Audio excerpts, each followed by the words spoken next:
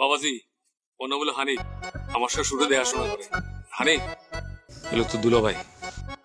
আসসালামু আলাইকুম। আসেন, আপনারা ঘরে আসেন। হ্যাঁ চলো।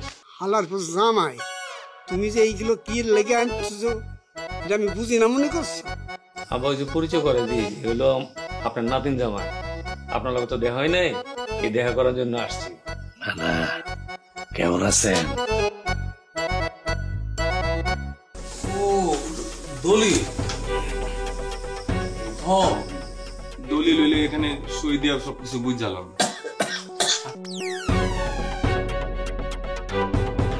জামাই বাবাজি দেহ তো এই দলিলে কি লেখা আছে?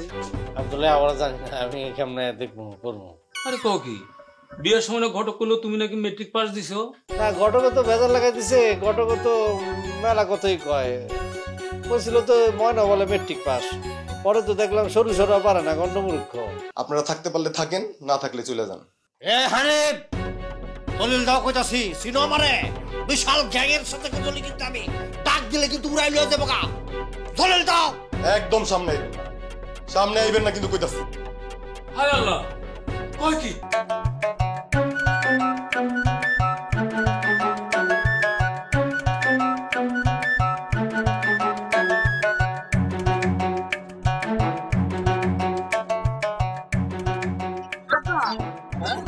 এটা তো দেখি নানি বাড়ির রাস্তা।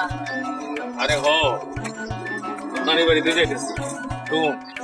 তোর মা মরে জানার পর এদিকে তোর আওয়াজ নাই। চল আজকে তোর নানারও দেখবি। হাব্বা, আজকে নানার বাড়িতে না গেলে হয় না?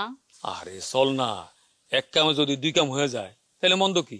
নানার বাড়িতে যাবো, খালি হাতে যাবো, দই মিষ্টি লাগবো না? আর আমি তোমার কথা কিছুই বুঝতেছি না। কথাটা বুঝতে হইলে তোর নানার বাড়িতে যাইতে হইব। আর দই মিষ্টির কথা কলি না, ওইটা আমার মাথায় আছে। তোর নানার বাড়ির পাশে একটা মিষ্টি দোকান আছে না, ওইখান থেকে দই মিষ্টি নিব। আর এই রাস্তাটা ভাঙ্গা চোরা দেখে এখানে নামে গেলাম, এই জন্য একটু কষ্ট করে হেঁটে যাবো, কাছেই তো। আয় তুমি আহ, আয় মা আয়।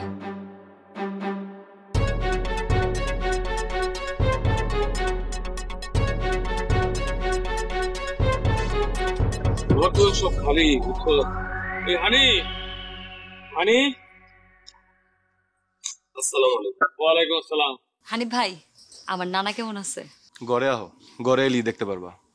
বাবাজি ওর নাম হলো হানি, আমার সাথে শুরু দেখাশোনা করে। হানি এলো তো দুলো ভাই। আসসালামু আলাইকুম।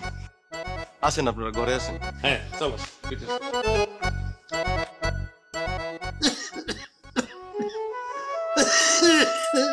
নানা ভাই, ও নানা ভাই।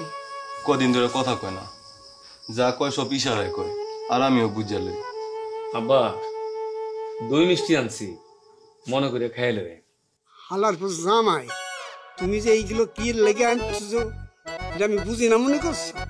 আব্বা ওই যে পরিচয় করে দিই, এগুলো আপনার নাতিন জামাই। আপনার লোক তো দেখা হয় নাই, এই দেখা করার জন্য আসছি। কেমন আছেন?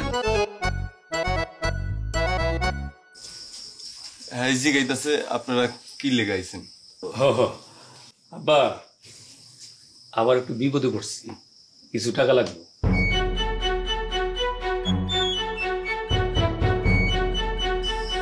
কইতাছে কত টাকা লাগবে?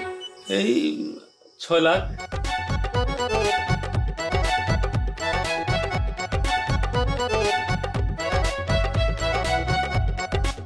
চাচাই কইতেছে আপনাকে বারবার আহন লাগবো না, এই বিষয় আশায় সয় সম্পত্তি যা আছে সব আপনাকে বুঝা লিখতে কইছে। আর অসুস্থ হওয়ার আগে আমার কাছে একটা কাগজ দিছে,